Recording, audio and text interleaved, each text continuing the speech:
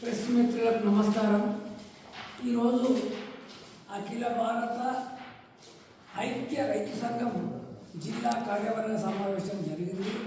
ముఖ్యంగా అఖిల భారత ప్రగతిశీల రైతు సంఘంతో పాటు దేశంలో ఉన్నటువంటి 4 సంఘాలు 19-20 తేదీల్లో కలకత్తా దగ్గర బాంగార్లో ఆర్గనైజింగ్ కమిటీ మీటింగ్ జరుపుకొని ఆ తర్వాత ఈ అన్ని కలిపి అఖిల భారత స్థాయిలో అఖిల భారత ఐక్య రైతు సంఘం AIUKSగా ఏర్పాటైంది. ఈ సందర్భంగా అఖిల భారత స్థాయిలో ఏర్పడ్డ ఈ రైతు సంఘం జనవరి 9 తారీఖున డిమాండ్స్ డేగా దేశంలో ఉన్నటువంటి అనేక రైతు సమస్యల మీద పెద్ద ఎత్తున ఆందోళన కార్యక్రమాలు చేయాలని చెప్పి దాదాపు 17 రాష్ట్రాల్లో ఏకకాలంలో ఈ కార్యక్రమాన్ని జిల్లాల్లో కొనసాగించాలని చెప్పి పిలుపునివ్వటం జరిగింది. అందులో భాగంగా జనవరి 9, 2025 నాడు నిజామాబాద్ జిల్లా కేంద్రంలో మేము పెద్ద ఎత్తున ఆందోళన కార్యక్రమాన్ని నిర్వహించి కలెక్టర్ గారికి వివరణ ఇవ్వబోతున్నాం. అదేవిధంగా దేశంలో కేంద్ర ప్రభుత్వం రైతు ఉద్యమానికి తలవంచి మేము మీ సమస్యల్ని పరిష్కరిస్తాం, మేము 3 చట్టాలు తీసుకొచ్చినందుకు మేము క్షమాపణ చెప్తున్నామని పార్లమెంట్ సాక్షిగా హామీ ఇచ్చినటువంటి ప్రధాని మోడీ వాటిని అమలు చేయకుండానే మళ్ళీ పాత పద్ధతుల్లో పాత సారాయిని కొత్త సీసాలో పోసే విధంగా మార్కెట్ చట్టం పేరుతోని మళ్ళీ లేబోతున్నాడు. వీటికి వ్యతిరేకంగా పెద్ద ఎత్తున రైతులు ఆందోళన చేస్తుంటే ఆ రైతుల మీద అనేక రకాల కుట్రలు కుతంత్రాలు చేస్తూ వాళ్ళ మీద కేసులు బనాయించి జైళ్లలో నిర్బంధిస్తున్నారు.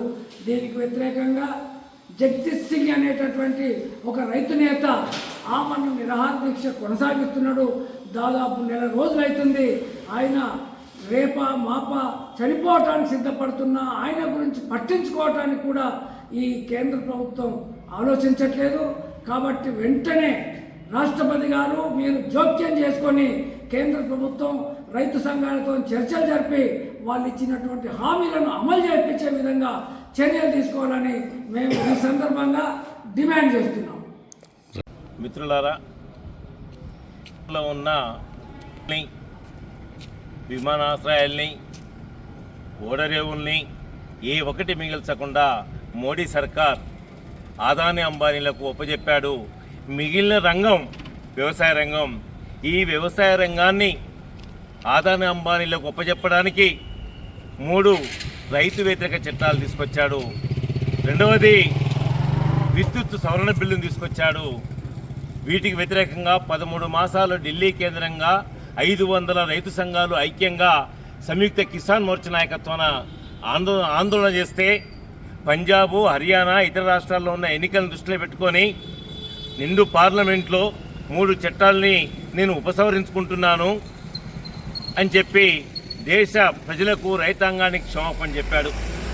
ఈ వెలుగులో ఈ నేపథ్యంలో క్షమాపణ చెప్పి మళ్ళీ ఒక్కడికి వెనుకకి వేసి రైతులకు మోసం చేసి ఏదైతే 3 నల్ల చట్టాలకు బదులుగా మరో రూపంలో ఈరోజు నూతన మార్కెట్ విధానాన్ని తీసుకొచ్చేసి కార్పొరేట్లకు ఉపజెప్తా అని చెప్పేసి చూస్తాం. దీనికి నిరసనగా నవంబర్ 26వ తేదీన ఢిల్లీ కేంద్రంగా శంభు సరిహద్దున జగదీష్ సింగ్ దలేవాలా అని ప్రముఖ పెద్ద రైతు నాయకుడు అమర నిరాహార దీక్ష చేస్తూ ఉంటే కనీసం పట్టింపు లేకుండా నిర్లక్ష్యం చేస్తూ ఉన్నాడు.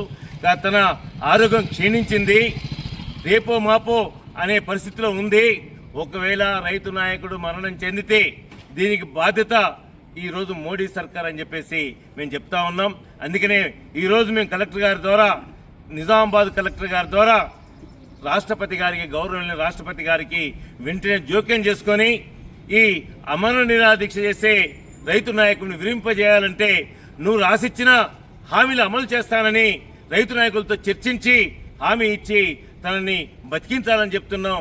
లేకపోతే రేపు జరగబోయే తన ప్రాణ అపాయానికి ఇలా ఏమైనా జరిగితే చాలా పెద్ద ఎత్తున రైతాంగం రోడ్డు మీదకి వచ్చి నీ అంతు చూస్తుందని చెప్పేసి కూడా మేము హెచ్చరిస్తూ ఉన్నాం.